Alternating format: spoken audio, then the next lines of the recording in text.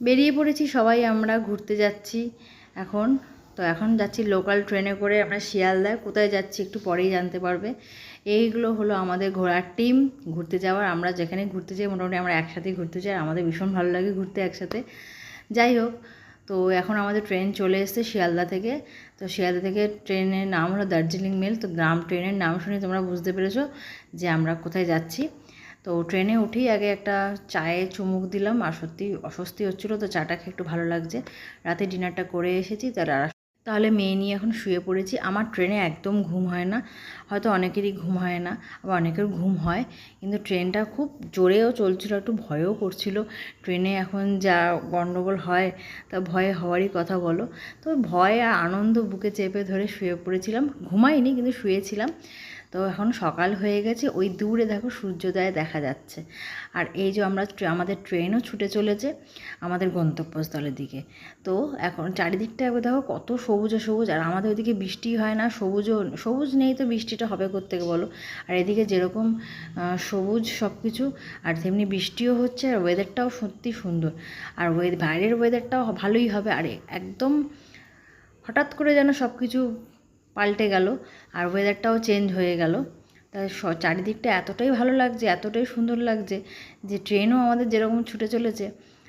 আর কয়েকদিনের জন্য একদম সবটা ভুলে একদম খুব আনন্দ করব। তাই চারিদিকটা দেখো কীরকম জলমগ্ন হয়ে গেছে,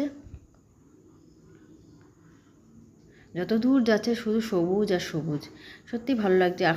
এখন 5টা মতন বাজে, আমাদের আর একটু পরেই এখন নামিয়ে দেবে এনজেপি স্টেশনে।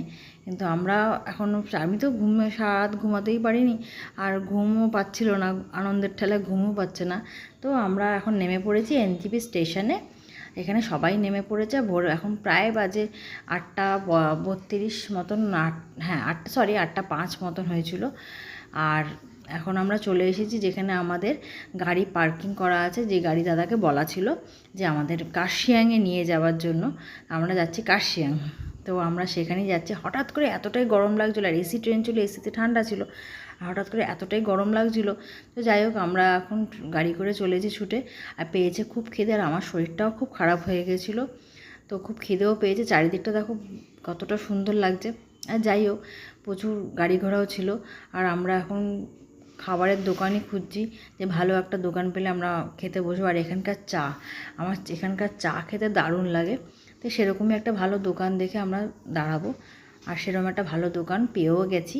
আর এই দেখো দোকানের ঠিক রেস্টুরেন্টের ঠিক উল্টো দিকে এত সুন্দর একটা পরিবেশ, চা বাগান, এত শান্ত পরিবেশ, একটু ওয়েদারটাও খুব সুন্দর ওয়েদার। আর আমরা এখানে দাঁড়িয়ে রয়েছি, আর আমার হাজব্যান্ড আর মেয়ে একটু সামনে এগিয়ে যাচ্ছে। আর এই দেখো চা পাতা, যে চা পাতা দিন রাত আমরা বাড়িতে ফুটিয়ে চা বানিয়ে খাচ্ছি, সেই চা পাতা আজকে আমার হাতের নাগালে। তো আমার তো ভীষণ ভালো লাগছে, এত সুন্দর ওয়েদার। আর দেখো কুকুরটা কি সুন্দর, তাই না? আর আমরা রেস্টুরেন্টের মধ্যে চলে এসেছি।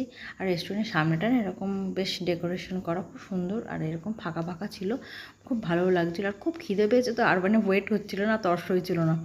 তো এখন আমরা খেতে বসে গেছি। খাবারে নিয়েছিলাম রুটি আর তরকারি, দারুণ করেছিল খাবারটা, অসাম করেছিল। আর একটু চাও খেয়েছি, একটা ডিম আমলেটও খেয়েছি, দারুণ হয়েছিল খাওয়াটা।